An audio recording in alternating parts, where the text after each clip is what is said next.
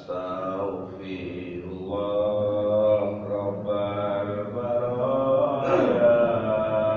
Astaghfirullah minal khataya. Rabbi zidni ilman nafi'an wa wafiqni amalan sholihan. Astaghfirullah Rabbal baraya. Astaghfirullah minal khataya. Rabbi zidni ilman nafi'an wa wafiqni amalan sholihan. Alhamdulillah. Bismillahirrahmanirrahim. Assalamualaikum warahmatullahi ta'ala wabarakatuh.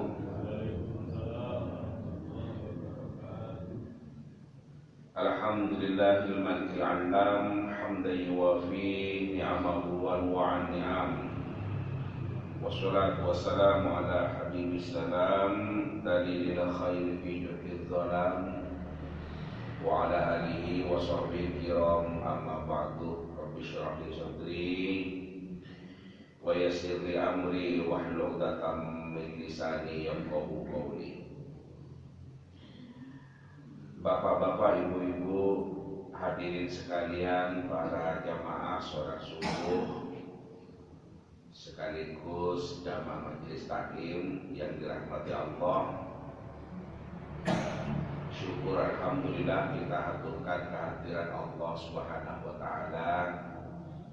Pagi ini kembali kita ditakdirkan oleh Allah untuk berkumpul bersama-sama di masjid, tempat yang penuh mubarakah ini, dalam rangka sholat subuh berjamaah yang kemudian dilanjutkan dengan majelis taklim. Mudah-mudahan kegiatan kita ini dicatat oleh Allah sebagai amal soleh, dan mudah-mudahan kita semua terus dikaruniai sehat walafiat oleh Allah sehingga bisa istiqomah untuk terus menimba ilmu, dan mudah-mudahan kegiatan menimba ilmu ini bisa menambah keimanan dan ketakwaan kita kepada Allah, bisa memperbaiki sikap dan perilaku kita, dan dicatat oleh Allah sebagai amal soleh yang bisa memberatkan timbangan amal baik kita kelak dalam akhirat. Amin Allahumma amin. Ibu bapak hadirin sekalian yang saya hormati, mari kita lanjutkan ngaji kita. Bismillahirrahmanirrahim.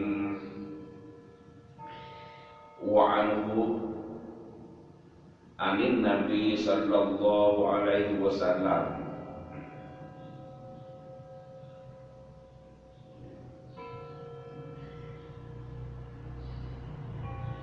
qala, dan darinya ini kembali kepada hadis yang sebelumnya, perawinya. Hadis yang sebelumnya disebutkan an Abi Hurairah, berarti hadis ini juga diriwayatkan oleh Abu Hurairah. Wa anhu artinya wa an Abi Hurairah. Anin Nabi sallallahu alaihi wasallam qala, dari Nabi Muhammad sallallahu alaihi wasallam beliau bersabda, rawima anfu, celakalah, summa rawima anfu, celakalah, summa rawima anfu. Kemudian Rasulullah mengatakan lagi celakalah. Rasulullah mengatakan sampai 3 kali, celakalah, celakalah, celaka. Itu. Mengatakan celaka sampai diulangi 3 kali. Siapa yang disebut oleh Rasulullah celaka itu sampai diulang 3 kali, man adraka abawaihi indal kibari, yakni orang yang menemui kedua orang tuanya indal kibari, sudah dalam keadaan tua renta, sepuh sangat. Indal kibari ini dalam keadaan yang sudah sangat sepuh. Ahaduhuma au kilahuma, baik salah satunya, artinya hanya ibunya saja karena bapaknya sudah meninggal, atau bapaknya saja karena ibunya sudah meninggal, au kilahuma, atau kedua-duanya, artinya bapak ibunya masih sama-sama hidup. Falam yadkhulil jannata, kemudian ia tidak masuk surga. Rawahu Muslim, hadis ini diriwayatkan oleh Imam Muslim. Berarti hadis ini adalah sahih. Ibu bapak hadirin sekalian yang saya hormati, saya memberikan makna global bahwa satu ketika Rasulullah, katanya Abu Hurairah, adalah pernah bersabda. Sabdanya Rasulullah itu, beliau mengatakan celaka, celaka, celaka, diulangi sampai 3 kali. Artinya cek nemeni celaka, sampai diulang 3 kali oleh Rasulullah. Siapa yang disebut celaka oleh Rasulullah itu? Rasulullah melanjutkan sebutannya ini adalah orang yang masih menangi orang tua. Orang tuanya masih hidup maksudnya. Sementara orang tuanya sudah sepuh. Kita tahu orang tua yang sudah sepuh itu membutuhkan banyak pertolongan, banyak bantuan karena keterbatasannya. Jangankan orang tua yang sudah sepuh itu untuk mengurus hal-hal yang lain, mengurus dirinya sendiri dalam hal-hal yang wajar, itu sudah banyak tidak mampu. Mengurus dirinya sendiri dalam hal-hal yang wajar, misalnya, mohon maaf, jangan dianggap jorok, mau pipis misalnya, kadang sudah tidak mampu mengurus itu, yang akhirnya kadang menjadi beban, dalam tanda petik, menjadi beban bagi orang-orang di sekitarnya atau keluarganya, katakanlah pada anaknya misalnya. Ini. Maka orang yang menangi orang tua yang sudah sepuh kemudian tidak bisa menolong atau membantu terhadap apa yang dibutuhkan oleh orang tua, yang saya sebutkan tadi, orang tua sangat terbatas itu dalam mengurus dirinya sendiri itu loh, sudah banyak tidak mampunya. Nah, kemudian sang anak tidak bisa masuk surga, itu adalah celaka. Nah, apa hubungannya dengan masuk surga? Anak yang berbakti kepada orang tua, yang ditunjukkan dengan meramut orang tua, maka balasannya dari Allah adalah surga. Kalau kita tidak membantu, menolong membela orang tua dalam kondisi yang sudah sepuh, dalam keadaan yang sudah terbatas itu, tidak bisa menolongnya, maka kita kan tidak mendapatkan balasan surga. Maka orang yang tidak mendapatkan balasan surga karena tidak mau peduli pada orang tuanya yang membutuhkan pertolongan dari anaknya itu disebut celaka oleh Rasulullah. Dengan demikian maka kumpul dengan orang tua itu adalah sesungguhnya surga, adalah pintu untuk masuk surga, adalah kesempatan untuk bisa mengantarkan kita kepada surga jika kita mau berbakti kepada orang tua. Karena itu ini adalah peringatan kepada kita, ayo jangan sia-siakan orang tua, tolong dan bantu apa yang menjadi kebutuhannya, dan doa-doa dari orang tua ini yang akan melancarkan kehidupan kita di dunia dan di akhirat. Orang tua mendoakan anak-anaknya akan menjadi jalan terang dalam perjalanan hidup anak di dunia. Orang tua mendoakan anaknya akan menjadi kunci keselamatan bagi kehidupan anak di dunia dan di akhirat. Karena itu maka Rasulullah itu nanti tahu dalam hadis yang lain, ridallahu fi ridal walidayni. Ridhonya Allah itu tergantung kepada ridhonya orang tua. Ini Allah yang maha agung itu, maha segala-galanya itu adalah masih tergantung ridhonya Allah, itu tergantung kepada ridhonya orang tua. Artinya kalau orang tua murka kepada anak, maka Allah juga murka kepada anak. Karena itu kalau kita berharap ingin mendapatkan ridho dari Allah, maka penuhi dulu ridhonya orang tua. Nah kemudian wasuktullahi fi suktil walidayni.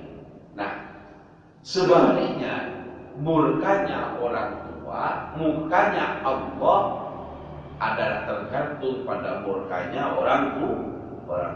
Jadi ridhonya Allah tergantung kepada ridhonya orang tua, dan murkanya Allah tergantung kepada murkanya kedua orang tua. Dalam makna yang lain, Allah itu ridho jika orang tuanya ridho. Allah itu adalah murka jika orang tuanya murka. Karena itu sebagai seorang anak, jangan sampai orang tua itu murka kepada kita. Demikian juga anak-anak kita, jangan sampai kita itu murka kepada anak-anak kita. Caranya, ayo ajari anak agar anak menjadi anak yang berbakti dan biasa memuliakan orang tua. Diajari itu dimulai dari kecil, agar anak itu mempunyai sopan santun kepada orang tua, agar anak itu memiliki tata krama kepada orang tua. Itu.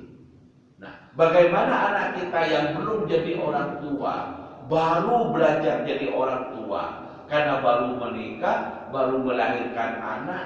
Nah, orang tua ngajari pada anaknya agar anaknya berperilaku yang santun. Orang tua mengajari kepada anak, anak akan mengajari kepada anaknya sendiri atau kepada cucu kita. Maka ini akan mengalir perilaku-perilaku yang sopan dari orang tua kepada anaknya, kepada cucunya, kepada cicitnya. Orang melihat ikut jadi dari keluarga yang baik, dari keluarga sing apik, turun-turunan tiang saing, biyen iku bapak dia aku yo kenal betul, yo sopan ke anak-anaknya, nggak pernah marah anaknya kalau salah senyum, tapi tetap dididik yang baik. Bahkan cara orang tua yang seperti ini, anak itu kalau sudah besar ingat orang tua yang sudah meninggal. Ketika orang tuanya dulu santun, aku dulu nuwah kata karuan. Tapi bapak tuh ngono nah. Aku kalau ingat kepada ibu, ya Allah, aku nangis bersendiri. Cek sabarin ngeramun aku pada aku nakali tak karuan. Gak koyo Pak Nabi piyen, Pak Nabi wapi. Saya nih, aku kok gini. Tapi walaupun ini aku, orang tua saya masih sayang kepada saya.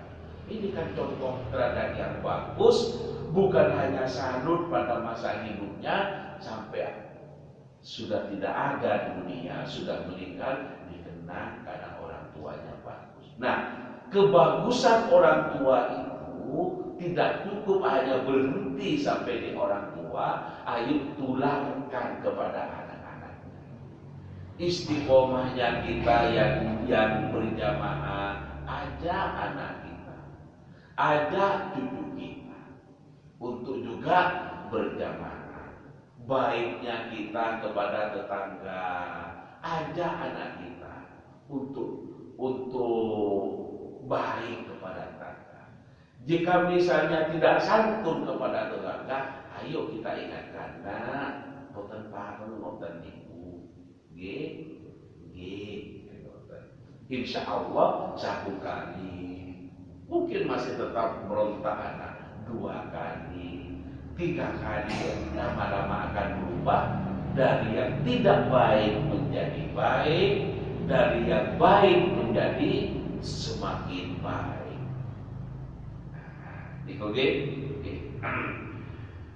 Ibu bapak hadirin sekalian yang saya hormati,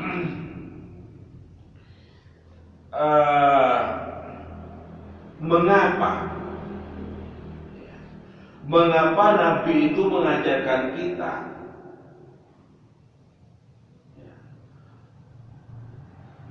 untuk kita itu senantiasa mendapatkan ridhonya? Mengapa Nabi mengajari kepada kita untuk senantiasa mendapatkan ridhonya orang tua? Mungkin ini jadi pertanyaan kita bersama. Jawabannya adalah karena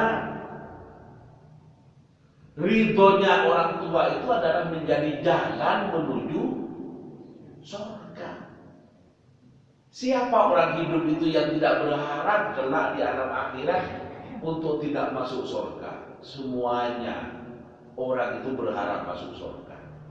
Apalagi kita yang orang baik-baik ini. Orang yang tidak baik pun jangan nikmati. Pengen menepu rokok atau menepu surga? Jangan. Ya surga lagi. Tidak sholat itu pengen masuk surga. Apalagi kita yang baik-baik ini. Itu. Nah, ridhonya orang tua itu menjadi pintu, menjadi jalan menuju surga. Karena itu, mengapa kita harus mendapatkan ridho dari orang tua? Maka jawabannya, karena ridhonya orang tua itu adalah jalan menuju surga.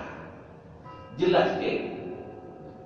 Nah, taati wong tuamu itu, nak manggilnya ke cucu, itu lu nak sampai dibilangin ngono di bapake, turutin apa kamu, apa yang diperintahkan oleh orang tuamu itu.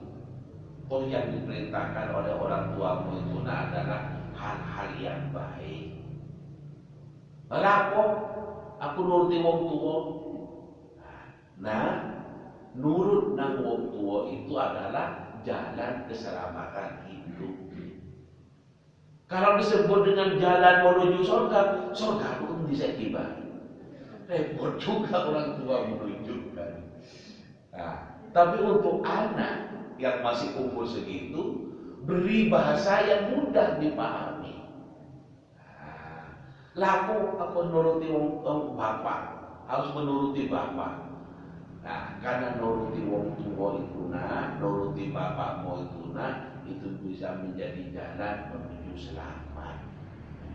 Selamat dari musibah dunia dan musibah akhirat. Apa musibah akhirat? Ya wong nanti kalau mati itu orang ada yang masuk neraka, ada yang masuk surga. Kan taat kepada orang tua itu selamat, artinya masuk surga. Didengarkan oleh anak umum. Ini namanya mendidik mental anak menjadi baik, menjadi anak yang senantiasa tunduk kepada orang tua, taat kepada Tuhannya. Nah, orang tua jangan segan-segan untuk mendorong berlaku baik, berbuat baik, termasuk datang ke TPA untuk belajar ngaji. Enggak bisa, Bu. Pada anak itu, saya mau sikap demokrasi. Demokrasi tidak maksa. Kamu mau sholat, silakan. Tidak sholat, silakan. Kita yang dipilih oleh anak yang mana? Tidak sholat. Kamu mau ke musola, mau belajar ke TPA, silakan. Tidak belajar, tidak apa-apa. Biar demokrasi. Anak lebih banyak memilih enggak ngaji. Ayo pilih, saya berikan opsi. Kamu main layangan apa ngaji ke TPA, layangan. Oh, anak belum tahu manfaat, anak belum tahu risiko. Risikonya apa? Karena dia tidak bisa baca Quran. Kalau ngaji, kalau manfaatnya apa? Karena nanti bisa baca Al-Quran, belum tahu. Karena itu kita yang berkewajiban untuk memberikan penjelasan itu. Misalnya dengan bahasa yang gaul, hari ini adik tak bisa baca Quran, apa kata dunia? Misalnya seperti itu. Ini semua adalah ucapan-ucapan yang sesungguhnya memberikan dorongan untuk menjadi anak tumbuh menjadi orang baik. Itu. Okay. Bapak Ibu sekalian yang saya hormati, itu adalah yang barusan adalah hadis. Di dalam ayat Al-Quran banyak perintah-perintah Allah agar kita itu berbakti kepada kedua orang tua. Lihat dalam satu ayat Allah menyebutkan anishkurli waliwalidayya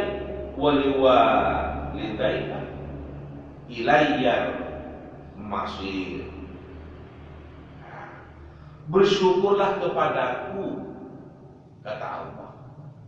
Berterima kasih kepada Allah.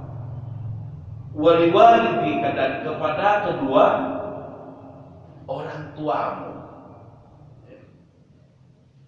Ilayyal masir, kepadakulah kalian semua akan kembali. Diperintahkan oleh Allah untuk kita berbakti kepada orang tua. Jadi Rasul dan Allah Subhanahu wa Ta'ala adalah sama-sama memerintahkan untuk kita itu berbakti kepada kedua orang tua.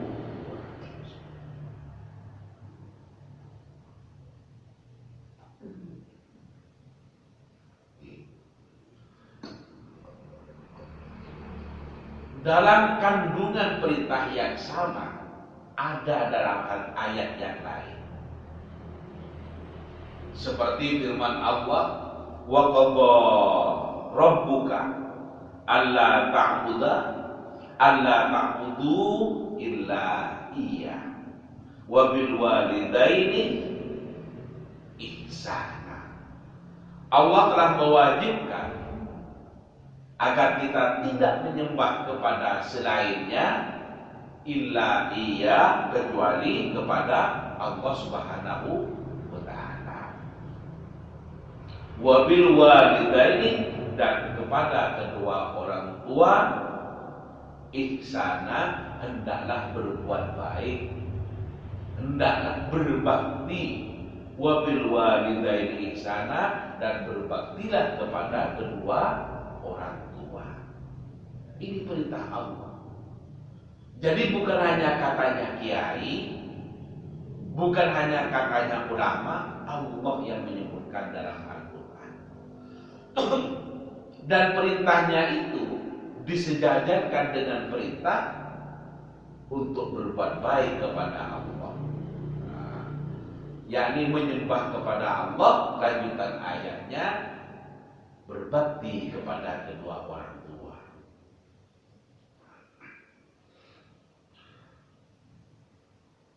Para hadirin, para jamaah yang saya hormati, dalam ayat tadi wa qadara rabbuka alla ta'budu illa iya wa bil walidaini ihsana, dan hendaklah atau wajib bagi kita itu menyembah kepada Allah. Tidak boleh menyembah kepada selain Allah. Wa bil walidaini ihsana, dan berbaktilah kepada kedua orang tua.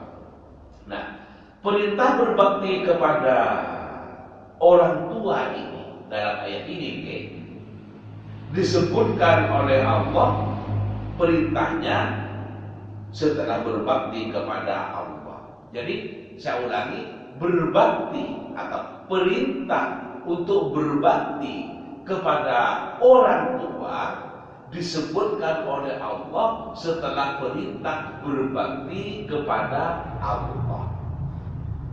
Jelas ke? Saya ulangi, perintah berbakti kepada kedua orang tua disebutkan oleh Allah dalam setelah perintah berbakti kepada kedua orang tua disebutkan oleh Allah setelah perintah berbakti kepada Allah. Perintah apa?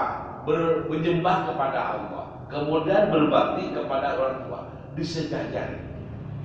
Ini betapa Allah itu adalah, mohon maaf, ini betapa orang tua itu adalah sangat mulia.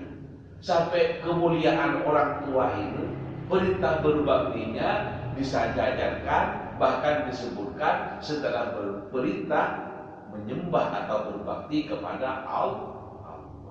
Perintah berbakti kepada kedua orang tua disebutkan oleh Allah setelah perintah berbakti kepada Allah. Jelas ya? Ini adalah menunjukkan betapa sangat tingginya kedudukan berbakti kepada orang tua dalam ajaran Islam. Menunjukkan pentingnya, tingginya berbakti kepada kedua orang tua dalam ajaran Islam. Kemudian dalam ayat yang lain juga saya sebutkan juga dasar-dasar dalil naklinya. Allah menyebutkan fala taqul lahuma uffin wa la tanharhuma wa qul lahuma qawlan karimah. Fala taqul lahuma uffin, katanya Allah dalam Al-Qur'an, janganlah berkata atau tidak mau, gak ngono. Gini aja sudah tidak boleh dalam Al-Quran. Wa kullahuma qawlan karimah, dan berkatalah lahuma kepada keduanya, artinya kedua orang tua itu, qawlan karimah, dengan perkataan yang mulia. Yang mulia.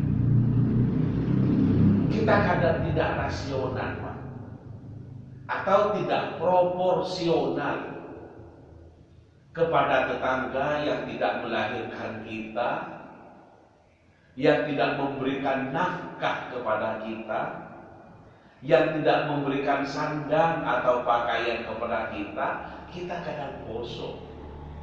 Tetapi kepada kedua orang tua kita, kita kadang enggak.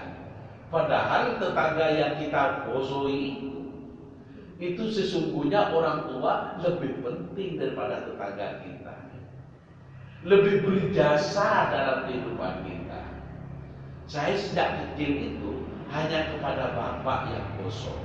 Mungkin oleh orang tua hanya diajari kepada orang tua laki. Kepada ibu dulu memang ingat saya. Kapopo nang aku kaposo seperti kan ojo wani-wani nang tua.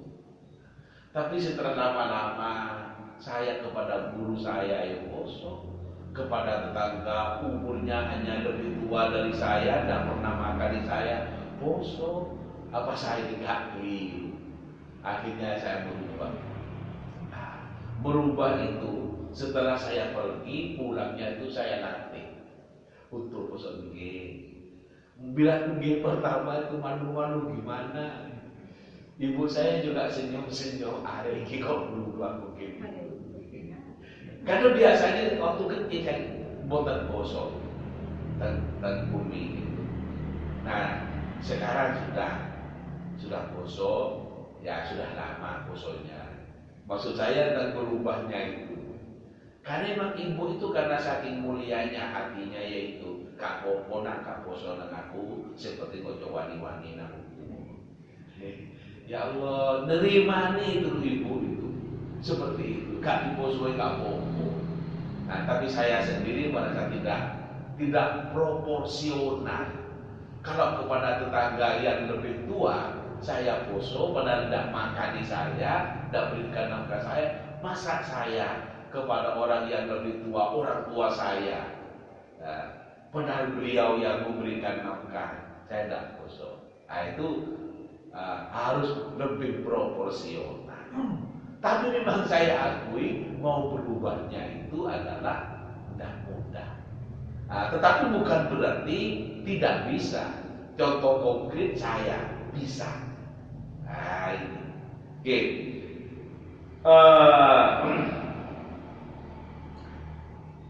Ibu-ibu, bapak-bapak hadirin sekalian yang saya hormati,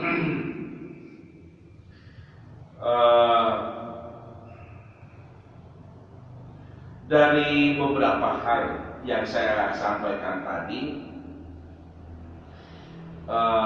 ini semua adalah menunjukkan tentang betapa tingginya derajat orang tua itu di hadapan anaknya yang sudah sepatutnya untuk kita muliakan. Kemudian yang kedua, kita muliakan orang tua bukan karena jasa-jasa orang tua, bukan semata karena orang tua yang sudah memberikan nafkah mendidik, bukan semata itu. Tetapi berbakti kepada orang tua ini adalah perintah dari Allah. Kalau anak itu berbakti kepada orang tua karena atas jasa-jasa memberikan nafkah, mendidik dan seterusnya itu kepada kita, bagaimana dengan orang tua yang meninggal di saat anaknya masih berada dalam kandungan? Kan tidak memberikan nafkah karena sudah meninggal. Maka sesungguhnya kita diperintahkan untuk berbakti kepada orang tua itu adalah karena memang demikian syariat yang ditentukan oleh Allah. Ada garis aturan yang harus kita jalani, yang itu berupa ketentuan Allah bahwa anak itu adalah harus berbakti, terlepas dari karena orang tua itu adalah yang mendidik atau yang tidak mendidik, yang menyekolahkan atau tidak sempat mengkuliahkan, tidak sempat menyekolahkan, tapi orang tua adalah sosok profil, sosok figur yang harus dimuliakan oleh anak-anak. Katanya, lebih-lebih kepada kedua orang tua yang di dalam hadis ini adalah gimana tadi? Indal kibari. Indal kibari tadi saya maknai ketika orang tua sudah tua renta. Nah, kita membela, membantu kepada orang tua yang sudah memiliki keterbatasan. Saya sebut tadi keterbatasannya mau mohon maaf, mau pipis, mau BAB, kadang sudah tidak bisa ngurus dirinya. Sekarang itu anak-anak yang berbakti kepada orang tua udah mulai pintar. Anaknya diberikan, mohon maaf, orang tuanya diberi pempes, kadang-kadang duduk, namanya sudah orang tua. Ibarat rem untuk pipisnya sudah gak seberapa makan. Duduk, ingin pipis, belum nyampe kamar mandi sudah keluar di depannya. Jadi apa? Remnya sudah gak seberapa makan. Nah, terus mau dimarahi. Orang tua dulu waktu gendong kita, kadang mau pergi sudah pakaian bagus, anak itu pipis dan kita pipis. Nah, pintar-pintar pipis disebut pintar. Nah, tapi orang tua kadang tidak selamanya kayak apa? Anak kadang ngelamun orang tua tidak selamanya seperti itu. Makanya seringkali dikatakan 4 anak ngelamun orang tua kadang banyak yang tidak sanggup. Padahal 1 ibu, 1 orang tua ngelamun 4 anak itu sanggup. Bahkan ada yang kembar dia, ada yang kembar. Saya baca, ya Allah, dan baru itu baca di Jawa Barat itu di Bandung ada orangnya, ya kuasa Allah, ya kuasa Allah. Saya belum pernah sebelumnya. Ada orang melahirkan kembar 5. Ya Allah. Ya ukurannya beratnya itu macam-macam. Ada yang hanya 1 kilo berapa. Saya nggak tahu apakah itu ditakdirkan hidup semua oleh Allah, saya nggak tahu. Tapi itu 5. Nggak umum. Tapi kalau Allah sudah berkehendak. Oke, kembali kepada anak yang kembar. Ada anak yang kembar 3, ada yang kembar 2. Yang umum kembar itu 2. Itu diladeni oleh orang tua dan orang tua sanggup. Tapi anak yang 3 kadang tidak sanggup diladeni, orang tua sanggup. Bapaknya sudah meninggal, tinggal di ibunya. Ibu kumpul sampai naik mas sebagai anak pertama. Katanya anak pertama, yuk kak kumpul di anak terakhir.